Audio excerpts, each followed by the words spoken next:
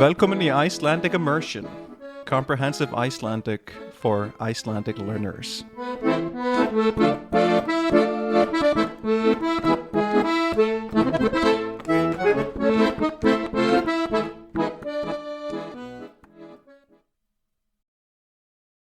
Góðan dag og vertu velkomin í þátt númer 96 af þessu hlaðvarpi. Í dag datt mér í hug að tala eitthvað sem ég var að læra fyrir mjög stuttu síðan. Þetta mætti heita sönnun eða sönnunardæmi það að maður getur alltaf lært meir sitt eigið mál. En það gerðist fyrir stuttu síðan að það var vinur minn sem kom því að í öðru samtali eitthvað annað að það var hlutur sem ég sagði sem væri í rauninni málvilla og að eftir að þessi aðili lærði þetta þá þetta farið að pirra hann þegar það eru aðrir en hann sem segja þetta. Og þá veit ég ekki hvort það hafi átt einhvern þátt í því að það hafi pirrað hann upp á þessu marki að hann segi mér frá þessu, það að ég sé kennari. Þannig ég ætti kannski að vita betur. Vinur minn sagði þetta ekki, en hvort sem hann upplifir það þannig eða ekki skiptir ekki máli, því ég skil að það myndi make sense og að kannski hefði ég gott af því að vita þetta. En þetta sem sagt ákveðið orð eða orðasamband sem gengur ekki upp og meikar ekki sens og þess vegna, allavega grunar mig, höfum við Íslandingar farið að nota þetta vitlaust. Þetta sem sagt ákveðið orð sem við erum farin að setja saman á mjög furðulegan máta. Og þetta eitthvað sem ég segi í næstum því hverjum einasta þætti og ég nota þetta mjög reglulega þegar ég þarf að útskýra eitthvað frekar. Kannski sagði ég eitthvað í fáum orðum og þarf kannski að útskýra frekar í fleiri orðum hvað ég meinti, því það væri hægt að misskilja það sem ég sagði. Orðasambandið sem ég nota þá eru orðin 3 þar að segja. Áður en ég fer í það langar mig að segja að það rosa eðlilegt að við setjum orð saman sem við setjum svo oft hlið við hlið að með tímanum förum við að þurrka út bilið á milli þeirra. Enska orðið anyway að sjálfsögðu any og way sem þýðist ágætlega yfir á íslenska orðið sem þið kunnið sem allavega. Og þá spyr ég ykkur, hvort skrifið þið allavega í einu orði eða 2 orðum? Því orðið allavega í rauninni samsett orð og saman þýðir það eitthvað annað eða notað öðruvísi heldur en orðin 2 sem það byggt á. Alla þýðir all og vega sama orð og way, það að segja vegur. Í fornu máli sögðum við á alla vega sem að þýðir allar áttir. Sem að þegar við segjum að okkur sama hvað við gerum eða hvað gerist, þetta mun samt gerast. Á ensku segið þið ekki all way, heldur anyway. Eins og þessi að benda á, það sama hvern af þessum mörgu vegum ég myndi velja. Ef ég færi þann staka veg, anyway, þá kæmist ég að sömu niðurstöðu. Og við notum þetta oft í einhvers konar samtengingu. Þegar við erum orðin einhvers konar þreytt á því að framfarir í samtali séu ekki að komast á réttan stað og að allt þetta sem að á sér stað í þessu samtali núna skiptir í rauninni ekki máli því sama hvað, allavega anyway, þetta staðreynd eða niðurstaða eða við þurfum samt að gera þetta. Við á Íslandi höfum sagt þetta svo oft að við erum farin að setja orðin alla og vega sem lýsingarorð og nafnorð saman í eitt orð sem verður að samtengingu eða atviksorði og jafnvel lýsingarorði í setningum eins og þetta allavega sem myndi í því tilfelli þýða eins og various eða of all kinds. Svo eru til fleiri dæmi. Ég nefni eldsnöggt orðasambandið ennþá sem búið að setja saman í ennþá. Orðið enn þýðir still og þá þýðir then. Þannig að still then væri samsetningin ennþá sem þýðir eitthvað sem hvorugt orðið nær að þýða nógu vel. Það að segja einhver hlutur sem að hefur verið í gangi í fortíðinni og enn þann dag í dag eða á þessari stundu að gerast eins og hann var að gera þá. Hann ennþá í gangi. Og þá komum við að því sem hefur gerst með orðasambandið þar að segja. Ef þið hafið lært skammstöfunina á þessu orðasambandi sem alveg reglulega notuð af því þetta rosa plássfrekt orðasamband á blaði eða í texta, þá vitið þið að þetta skammstafað þ, e-a-s fyrir orðasambandið þar að segja. Og það gengur ekki upp. Þetta eru 4 bókstafir til að eiga við 3 orð. Hérna hafa Íslendingar talað of hratt og farið að koma orðum saman. Það er.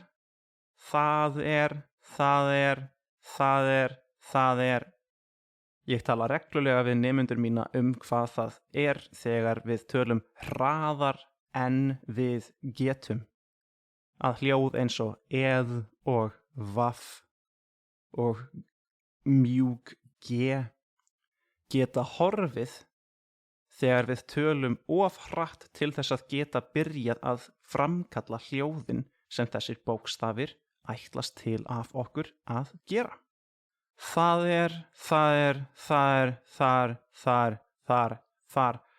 Þar.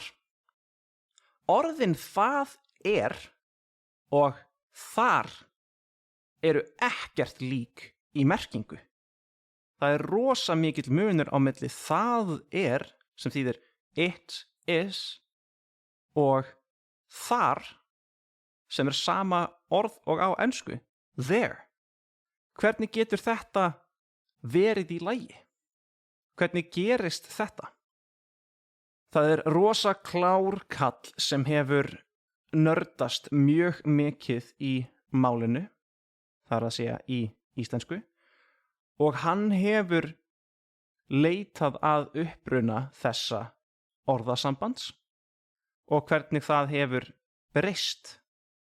Og komst þar að því að þetta í kringum 1980 þar sem einhver gefur út í fyrsta sinn blaðagrein sem inniheldur ekki orðin það að segja, heldur þar að segja. Þannig að þetta er nýleg þróun, en hvernig stendur á henni? Mér fannst þetta ekki make sense. Mér fannst þessi orð saman ekki enda á að þýða neitt fyrir mér. Það eru sem sagt orðin það er að segja. Þar til vinur minn spurði af hverju meikar þetta ekki sens fyrir þér. Einhverjum nokkrum mínútum seinna í þessu netspjalli. Og þá fer ég að hugsa um þetta aftur og þá kemur það. Já. Þetta er nákvæmlega sama orðun og á ensku sem er it is to say. Það er að segja. Og ég skil alveg merkinguna á it is to say. Það er að segja, af hverju myndi það ekki bara þýða sama hlut? Og hann þýðir sama hlut fyrir mér. Það þýðir ekki að orðin sjálf gangi upp í einhverju fullyrðingu eða setningu fyrir mér. Ég hef áður gert þátt heilsur og kveðjur og þá sérstaklega góðan daginn. Í stuttu máli, þið vitið að þýðingin á a good day er góður dagur. Dagur er karlkyns nafnorð, góður er myndin af lýsingarorðinu þegar við tölum karlkyns nafnorð. Góður dagur. Og samt er kveðjan góðan daginn. Og ástæðan fyrir því er að þetta er stytting á langri, heilli setningu. Og þetta er rosa gott sýnidæmi fyrir mig til að kenna nemendum mínum á það að sagnorð nái að búa til einhverjar breytingar í setningunni og breyta falli á andlaginu í setningunni. Og það þá jafnvel breyst í spurningar hvað er fall, hvað meinar þið? Og svo framvegis eftir því hvar nemandinn er staddur á leið sinni í gegnum íslenskuna. Sem sagt, í kveðjum sleppum við stundum þeim hlutum sem við þurfum ekki á að halda til þess að sá sem hlusti á mig skilji mig. Þetta sama gerist í orsaka samtengingunni af því að. Stundum segjum við því að eða af því og jafnvel stundum bara því af því þú veist hvað ég er að reyna að segja, þá skilurðu mig þegar ég sleppi þessum orðum. Þetta sama hlýtur að vera að eiga sér stað í orðasambandinu það er að segja. Á ensku, it is to say, meikar ekki sens, þó það þýði eitthvað. Ég er ágætlega viss það að þetta eigi að merkja it is in order to say. Að it bendi á eitthvað fyrirbæri, þar að segja kannski þá setningu sem þú varst að segja. It, the thing I was just saying, is put together in such a way, in order to say. Rosa gagnleg setning til þess að ná að merkja það að það sem þú ætlar núna að segja sé einhvers konar orðun eða skýring á því sem þú varst að segja rétt áður. Á íslensku þyrfti þetta að vera það er til þess að segja. Það og þess. Við erum komin með 2 óákveðnar ábendingar. Það eru 2 ímynduð fornöfn. Það er til þess að segja. Ef við sleppum þessu til þess, þá er það eins og að setja saman setningu eða orðasambandið af því að og segja af að og það meikar ekki sens. Það vantar þessa ábendingu. Það vantar að setja upp þetta fornafn sem ég get svo talað Það er að segja. Það er að segja, það að segja, það að segja, það að segja, þar að segja. Þar að segja meikar jafn mikinn sens og það er að segja. Eitt gengur ekki upp og hitt gengur heldur ekki upp og eitt hljómar styttra og þú veist hvað ég er að segja. Af hverju ekki bara að hafa þetta sem orðasamband? Hér má hver hafa sinn smekk fyrir því hvort að þetta séu ljót rök eða ekki. Ég er ekki sjálfur viss hvað mér finnst, því það er bara svo stutt síðan að einhver benti mér á að þetta væri vitlaust yfir höfuð. Ég er ekki viss hvað ég ætti að undirstrika sem einhvers konar aðal ástæða fyrir því að þessi þáttur er tekinn upp. Persónulega var þetta bara að mér fannst þetta rosa áhugavert og datt í hug að ykkur fyndist það áhugavert líka. Málið er í sífelldri þróun. Mögulega gerist málþróun hraðar á stöðum þar sem við erum annarkvort að nota málið oft og segja ákveðna hluti saman mjög oft, þannig að orðasambönd sem eru sett saman af ákveðnum litlum einingum þýð eitthvað annað þegar þeir eru sett saman, eins og við hugsum þessi 4 orð í þessu tilfelli saman sem eitt orð og þá segjum við það bara hraðar og hraðar og hraðar þar til að mögulega gerist eitthvað eins og þetta. Þetta er kannski ýktasta dæmi sem mér dettur í hug svona þróun þar sem eitthvað breytist svona mikið að orðaparið það er breytist í þar eins og eitthvað Cronenberg skrýmsli, en við sjáum þetta mjög víða og jafnvel víðar og víðar í málinu eftir því sem tíminn líður. Ég held ég hafi þá þennan þátt ekki mikið lengri í dag. Ef þú hefur náð svona langt inn í þáttinn þá þakka ég þér fyrir að hlusta og þangað til næst. Takk og bless. Hello again, it's me. Now in the wrong language, I just wanted to let you know that if you're interested in seeing a transcription of this episode that you just listened to, or any of the other episodes, then that's available to you through my Patreon page. That's going to be within the Linktree link that you're going to see in the description of this episode.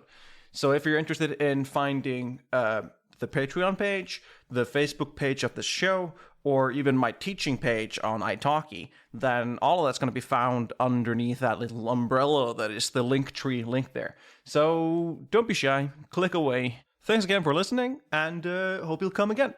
All right, take care.